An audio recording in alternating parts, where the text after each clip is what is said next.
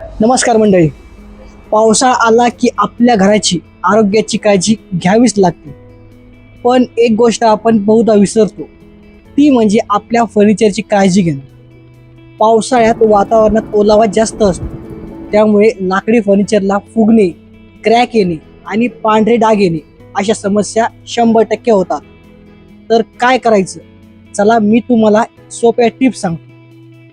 पहिली tip, furniture थेट भिंतीला लागून कधीच ठेवू नका.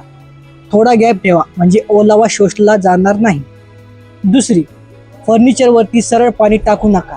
हलक्या ओल्या कापडाने पुसून लगेच कोरड्या कपड्याने स्वच्छ करा. तिसरी, कॅम्फर किंवा कापूर आणि निलगिरीचे गोळे कपाटात ठेवा. यामुळे ओलावा आणि बुरशी दोन्ही कमी होतील. चौथी, शक्य असेल तिथे वॅक्स पॉलिश करा. यामुळे फर्निचरची लाईफ ही वाढते. म्हणजेच फर्निचरवर थोडीशी काळजी घेतली तर ते पावसाळ्यातही अगदी ताजंतवानं आणि सुंदर दिसेल.